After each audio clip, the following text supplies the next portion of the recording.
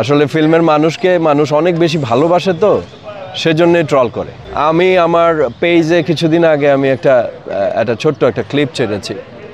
সেখানে একজন লিখেছে যে ভাই তুমি কবে নায়ক হইলা, তোমার তো দেখলাম না, চিনলামও না। তো এইটার উত্তর আমার কাছে কি আছে? আমি 30 বছর কাটিয়ে দিয়েছি আমার এই ইন্ডাস্ট্রিতে, আমার প্রিয় সংগঠনে, আমার প্রিয় এই যে আমি যেখানে দাঁড়ায় আছি এই জায়গাটার মধ্যে বাংলাদেশের এমন কোনো হিরো নাই যারা গান করে নাই। জসিম ভাই থেকে শুরু করে, মান্না ভাই থেকে শুরু করে, আমি, সালমান শাহর প্রথম ছবির গান এখানে হয়েছে, সাকিবের যত নায়ক আছে সবার এখানে গান হয়েছে, বুঝছেন? তো ট্রল যারা করে তারা করবে, আমাদের কাজ আমরা করব, সেটাই হচ্ছে কথা। না ট্রলটা নিয়ে তো আমরা এখন চিন্তা ভাবনা করছি না, বিকজ আমাদের নির্বাচন এত কাছাকাছি সময়ের মধ্যে, 19 তারিখে নির্বাচন। আমরা নির্বাচন নিয়ে খুবই ব্যস্ত এখন।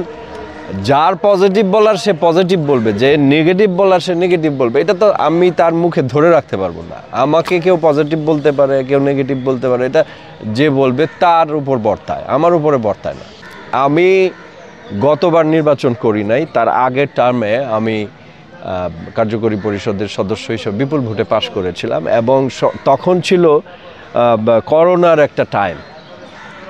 সেই করোনার সময় আপনি প্রত্যেকটা শিল্পী সমিতির মেম্বারদেরকে আপনি জিজ্ঞেস করবেন, আমরা করোনাকে উপেক্ষা করে প্রত্যেককে আমরা হেল্প করেছি, বিভিন্ন রকমের উপহার সামগ্রী দিয়েছি। ইভেন তো আমি ছোট্ট 2টা ঘটনা বলি, যেমন ধরেন করোনার সময় আমাদের প্রয়াত এন্ড্রু কিশোর দাদা, লিজেন্ড, 500 গানের লিজেন্ড, উনি মারা গেছেন।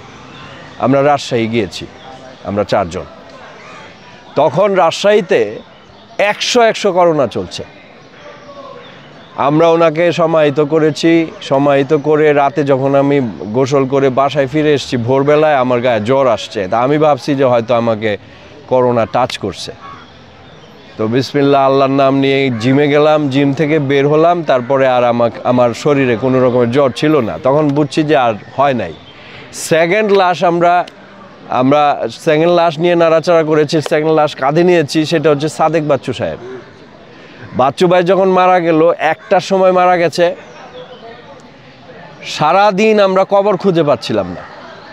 তখন সার্টিফিকেট লাগতো যে এইটার জন্যে কবর দিতে হবে, নাহলে হবে না। তো বাচ্চু ভাই একটু লেট করে বিয়ে করেছে, তো ওনার বাচ্চাগুলি ছোট ছোট, ওনার বাসা হচ্ছে মালিবাগে।